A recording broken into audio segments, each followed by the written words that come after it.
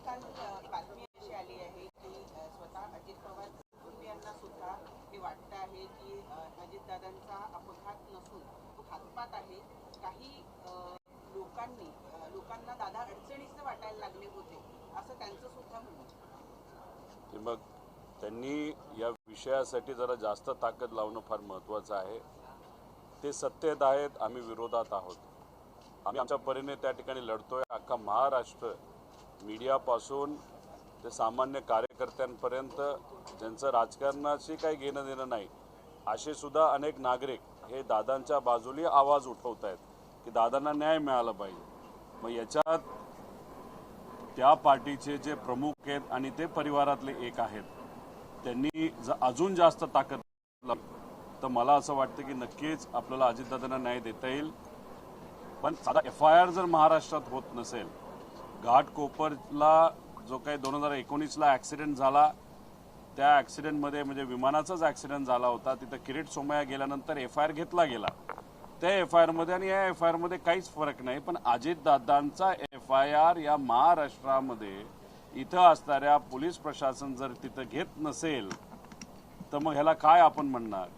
मग जे सत्तेत आहेत त्यांच्यात ताकद असेल तर थोडी ताकद लावून FIR तर होऊ द्या आणि दिल्लीत जाऊन काही लोकांशी मोठ्या नेत्यांशी जाऊन जर पाठपुरावा केला तर नक्कीच त्याचा फायदा होईल. पण बघा, काल VSR कंपनीचा मालक म्हणजे VK सिंग हा CIDला भेटण्यासाठी आला होता. पोलिसांना भेटण्यासाठी आलेल्या माणसाबरोबर तुम्ही आसपास जर बघितलं तर बंदूकधारी सिक्युरिटी सुद्धा होती. 11-11:30 वाजता VK सिंग CID कार्यालयामध्ये आले असं आम्हाला कळलं. फार नाश्त्यापासून जेवणापर्यंत आणि कदाचित आम्हाला असंही कळलं की संध्याकाळी अर्धा एक तास त्यांना टीव्हीवर क्रिकेटची मॅच सुद्धा तिथं दाखवली. त्याच्याचबरोबर येतानाचं फुटेज आपल्याकडे आहे, पण जाताना ते कुठल्या गाडीत गेले हे लोकांना कळलं नाही. मीडियाशी आणि तिथं असणाऱ्या कार्यकर्त्यांशी बोलल्यानंतर एवढंच कळलं की काळा बाजार करणारा हा जो VK सिंग आहे त्याला पोलिसांच्याच काळ्या गाडीमध्ये, काळ्या काचेच्या गाडीमध्ये बाहेर काढण्यात आलं.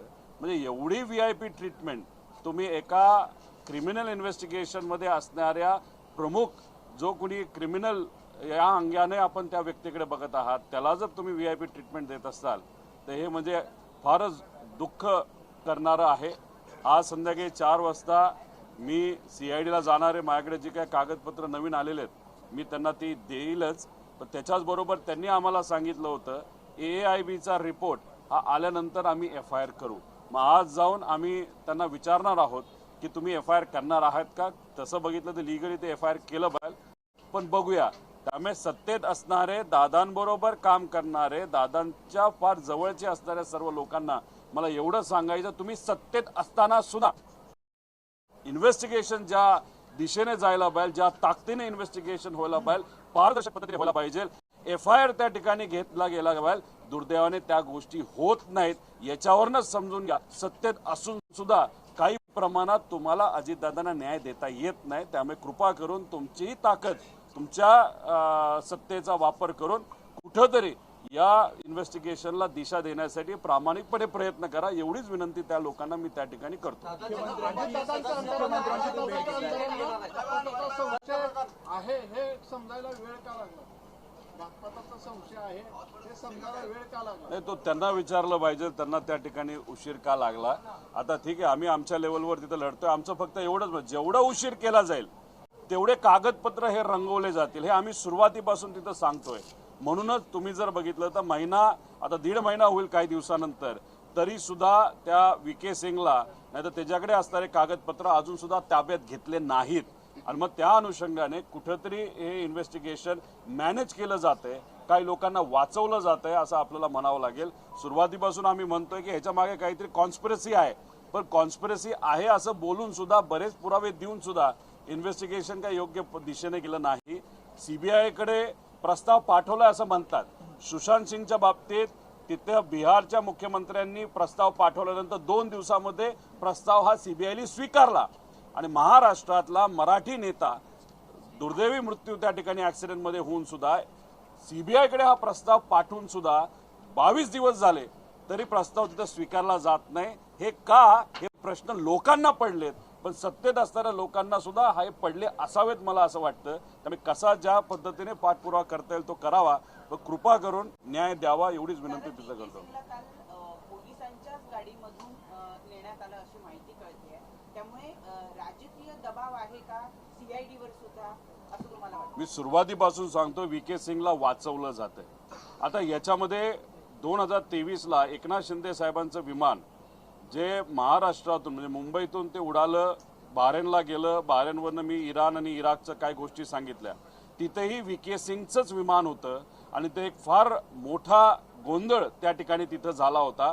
त्याच्यामध्ये एकनाथ शिंदे साहेब ज्या विमानात होते ते विमान इराणच्या गव्हर्नमेंटकडनं नाहीतर त्या डिफेन्सकडनं हे पाडण्यात सुद्धा येऊ शकलं असतं.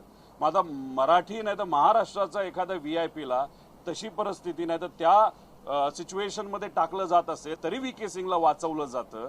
आणि इथं दादांचा ऍक्सिडेंट त्याच्याच विमानात झाल्यानंतर बरेच पुरावे हे VK सिंग नाही तर त्याच्या मागे असणारी जी काय कॉन्स्पिरसी हे देऊन सुद्धा VK सिंगला जर वाचवलं जात असेल तर VK सिंगच्या पाठीमागे खूप मोठा हात आहे.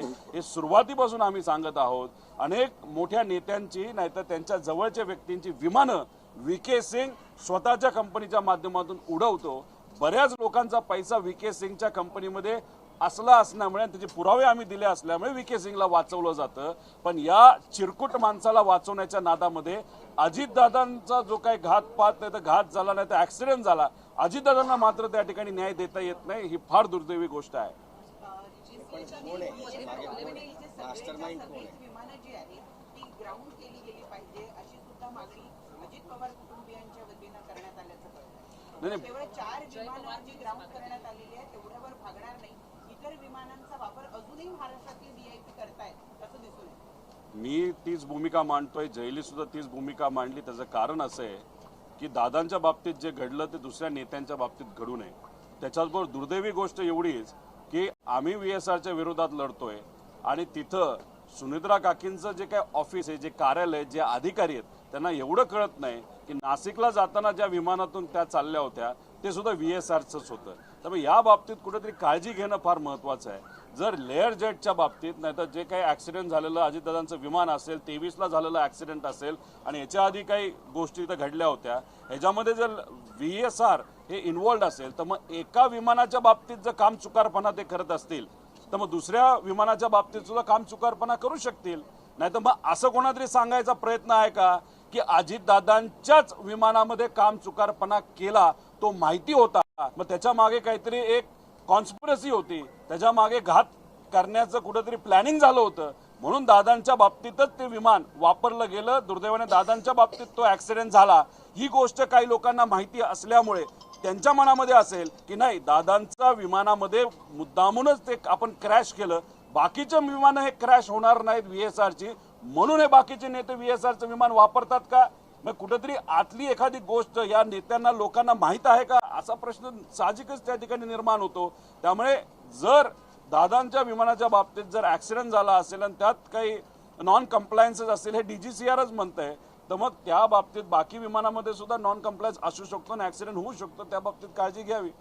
DGCAच्या रिपोर्टामध्ये त्रुटी आहेत असं अजित पवारांच्या आमदारांचं म्हणणं आहे आणि मुख्यमंत्र्यांकडे त्यांनी त्या संदर्भामध्ये मागणी करणार असं सुद्धा म्हटलेलं आहे. हे उशीर आलेलं शहाणपण आहे की आता कुठेतरी त्यांना सुद्धा वाटतंय की काही गोष्टी चुकीच्या घडलेल्या आहेत? तुमच्याशी काही बोलणं झालंय? नाही, त्या बाबतीत माझं कुठेही काय बोललं नाही. ठीक आहे, उशिरा काही प्रमाणात त्यांच्याकडनं पुढाकार घ्यायला सुरुवात झाली असली तरी ते पुढाकार घेत आहेत ही चांगली गोष्ट आहे. कारण का या लढ्यामध्ये एक विरोधात असणारा आमदार नाही तर एक पार्टी ज्याच्यामध्ये आम्हाला सुप्रियाताईंची मदत आहे, आमच्या पार्टीची मदत आहे, कार्यकर्त्यांची आहे, सगळ्यात महत्त्वाचं मीडियाची मदत या अजितदादांना न्याय देण्यासाठी खूप मोठ्या प्रमाणात आणि महाराष्ट्रातले लोक सोशल मीडियावर त्या ठिकाणी लिहित आहेत. तर नेते जे सत्तेत आहेत त्यांनी सुद्धा जर मदत केली तर नक्कीच त्याचा फायदा होईल.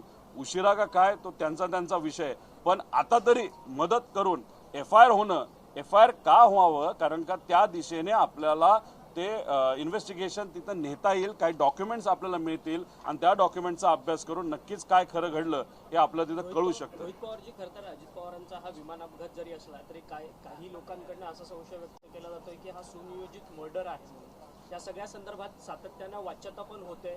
स्वतः पवार कुटुंबीय अर्थातच सुनेत्रा पवार, पार्थ पवार यांच्याकडनं देखील या विमान अपघाताच्या संदर्भात शंका उपस्थित केलेली आहे. मी हेच म्हणतोय, आता बघा की अजितदादा कुठल्या कंपनीच्या विमानात गेले, VSR. आता VSR कंपनीच्या विमानात दादा गेल्यानंतर तरीसुद्धा दुसरे VSRची विमानं बाकीचे नेते आणि मोठे मोठे व्यावसायिक त्या ठिकाणी वापरत असतील तर मग कुठेतरी आपल्याला हेच म्हणावं लागेल की कदाचित काही लोकांना माहिती असावं की दादांचं जे विमान होतं त्याच्यामध्ये मुद्दामूनच काहीतरी घोळ केला होता आणि त्याचा तिथं ॲक्सिडेंट झाला आणि बाकीची विमानामध्ये घोळ नाही ते आपण वापरू शकतो. मग काही लोकांना हे माहिती आहे का की दादांचं विमान हे खराब होतं, मुद्दामून त्यांना दिलं आणि मुद्दामून त्या ठिकाणी त्याचा ॲक्सिडेंट केला. मग आम्ही त्याच अँगलनी बोलतोय की टेक्निकल इन्व्हेस्टिगेशन AAIB करते, पण ते सुद्धा त्यांच्या अधिकाऱ्यांना वाचवण्याचा प्रयत्न करते आणि VSRला. त्यामुळे याच्यामध्ये रूल 12च्या अंतर्गत जे इन्व्हेस्टिगेशन झालं तर आपल्याला क्रिमिनल पण करता येतं, त्याच्यामध्ये आपलं टेक्निकल सुद्धा करता येतं आणि त्याच्यावर एक वचक ठेवण्यासाठी आपल्याला एक कमिटी सुद्धा निर्माण करता येईल. उद्या परवा तेरवा 3-4 दिवस मी सुद्धा दिल्लीला जाऊन काही नेत्यांना त्या ठिकाणी भेटणार आहे. एकनाथ शिंदे साहेब आता येत आहेत. महाराष्ट्रातल्या प्रमुख पार्टीच्या प्रमुख पैकी एकनाथ शिंदे साहेबांची भेट आमची राहिली होती. आज त्यांना भेटून उद्यापासून दिल्लीमध्ये सुद्धा पार्लमेंटमध्ये हा मुद्दा कसा घेता येईल याबाबतीत मी प्रयत्न करणार. हे आमचे प्रामाणिक प्रयत्न आहेत. यश येईल नाही येईल माहीत नाही, पण शेवटी प्रयत्न तरी करतोय याचं समाधान आम्हा सगळ्यांना त्या ठिकाणी आहे. गेल्यानंतर पंतप्रधान नरेंद्र मोदींची सुद्धा पार्थ पवार भेट घेणार आहेत. तुम्ही सुद्धा प्रयत्न केला होता अमित शहा आणि नरेंद्र मोदी भेट. तुम्ही जाणार आहात का जर असं भेट होत असेल त्यांच्यासोबत? नाही, विषय एवढा आहे की ते सत्तेत आहेत. खासदार न होता सुद्धा ते आधी भेटू शकले असतील, नाही तर भेटले सुद्धा होते. त्यावेळेस कुठेतरी ताकदीने पाठपुरावा करणं हे महत्त्वाचं होतं. कदाचित त्या बैठकीमध्ये चर्चा सुद्धा झाली असावी असं आपल्याला म्हणावं लागेल. त्यामुळे खासदार होण्यासाठीच थांबणं हे योग्य नाही. पहिलं मिशन हे असावं की दादांना आपल्याला न्याय मिळावा आणि त्यानंतर पूर्ण राजकारण. त्यामुळे या अधिवेशनामध्ये सुद्धा अनेक मुद्दे हे खरं तर मला सुद्धा मांडायचे आहेत, पण विषय एवढाच आहे की जर आत्ता अजितदादांना आणि त्या ॲक्सिडेंटमध्ये खरं काय घडलं हे बाहेर येण्यासाठी मी तिथं प्रयत्न करतो. त्यामुळे याच मुद्द्यावर गेले काही महिने आणि पुढचे काही महिने त्याच्यावर त्या ठिकाणी लढून काय खरं घडलं हे लोकांसमोर कसं येईल यासाठी आम्ही प्रयत्न करतो.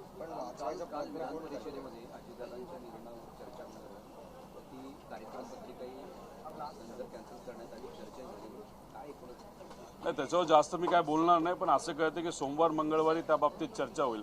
पण तरी सुद्धा जर पुढच्या आठवड्यात ती चर्चा झाली नाही पण मग ते दुर्दैवी गोष्ट आहे असं आपल्याला म्हणावं लागेल. दादा, पण यामागे मास्टर माइंड कोण आहे? वारंवार संशय व्यक्त केला जातोय, पण कोण आहे नेमकं याच्या मागे? कुठंतरी आम्ही जी काय माहिती गोळा केलेली आहे, जी काय माहिती आमच्याकडे आलेली आहे त्याच्यामध्ये आपण जर बघितलं तर एवढी मोठी ताकद VSRला आणि DGCAच्या काही अधिकाऱ्यांना आणि काही इतर लोकांना वाचवण्याचा प्रयत्न त्या ठिकाणी केला जातोय. त्याचा अर्थ आपण ज्या दिशेने चाललेलो आहे ती योग्य दिशा आहे. नक्कीच लवकरच याच्या पाठीमागे कुठली संस्था आहे का व्यक्ती आहे हे आपल्याला कळल्याशिवाय त्या ठिकाणी राहणार नाही. त्यामुळे आपण इन्व्हेस्टिगेशन करत असताना खोलात जाणं फार महत्त्वाचं आहे. त्यामुळे पूर्वी काय गोष्टी घडल्या होत्या, आत्ता काय घडल्यात, एकनाथ शिंदे साहेबांचंच विमान बिना परवानगीचं इराणमध्ये का गेलं, त्यांना तिथं कशाला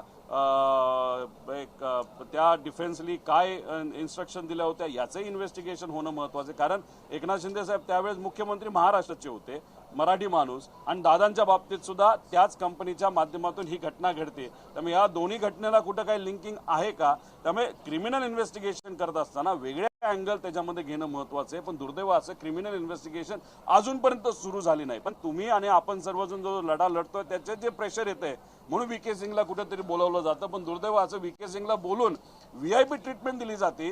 पोलीस स्टेशनला प्रायव्हेट सिक्युरिटीचे लोक बंदूक घेऊन त्या ठिकाणी आज जातात. याच्यामध्ये म्हणजे CIDची पण किंमत राहिली का असा प्रश्न पडायला लागला. दादा, तुम्ही सिरीज ऑफ प्रेस कॉन्फरन्स घेताय. राजकीय अपघात या अनुषंगानं सांगा उपस्थित करताय. मात्र शिवसेनेचे आमदार आहेत निलेश राणे, ते म्हणतात फक्त रोहित पवार आता पायलट व्हायचं बाकी आहे. नाही, आता पायलट व्हायचं बाकी ठीक आहे, मला पायलट बनायचंच होतं. उद्या जाऊन कधीतरी पायलट बनेल, त्यामुळे नका काळजी करू म्हणावं. आणि त्यांनाही सांगतो की VSR मधून ट्रॅव्हल करू नका. मी जेव्हा पायलट होईल, मी जेव्हा विमान उडवेल तेव्हा विश्वासाने माझ्या विमानात बसा. आम्ही काय घातपात करणारी माणसं त्या ठिकाणी नाहीत.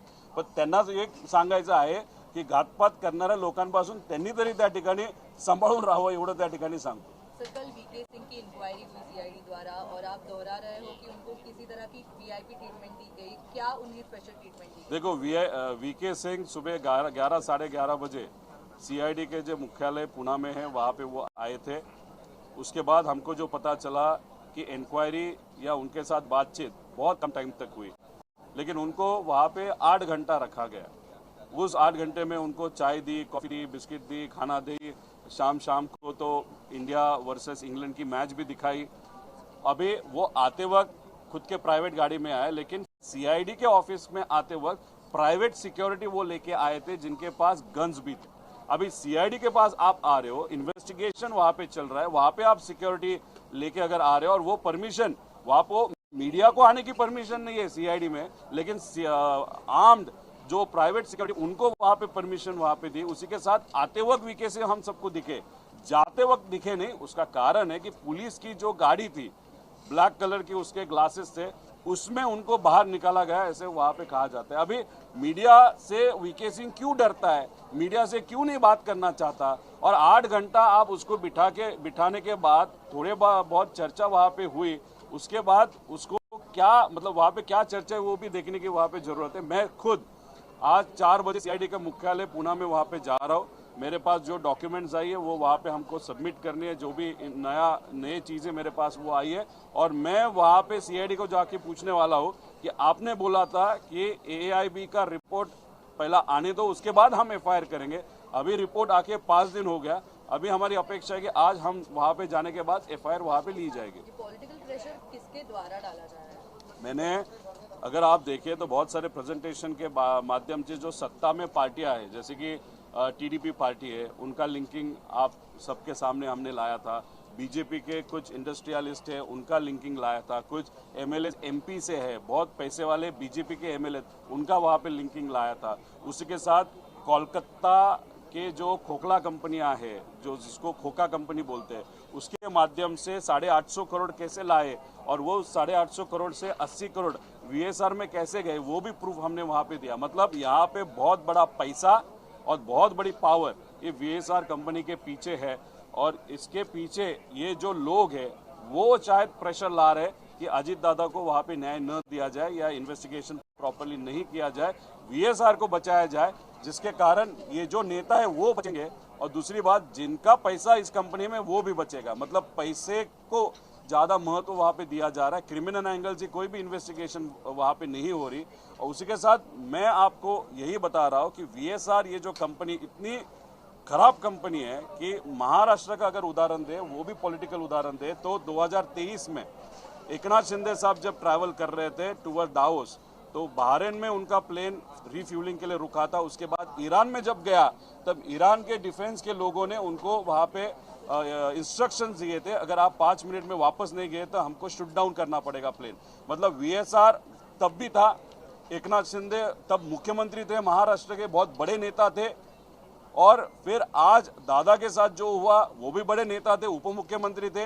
अभी वीएसआर दोनों में कॉमन है, वीके सिंह दोनों में कॉमन है। वीके सिंह का और बड़े बड़े नेता और बिजनेसमैन का रिलेशन हमने आप सबके सामने, लोगों के सामने वहां पे लाया, तो कोई ना कोई तो भी इस कॉन्स्पिरेसी के पीछे है। दादा के बारे में तो कॉन्स्पिरेसी है, हम तो बोल ही रहे, लेकिन एकनाथ शिंदे साहब के पीछे भी कॉन्स्पिरेसी थी क्या, वो रिसर्च या इन्वेस्टिगेशन करने की बात है।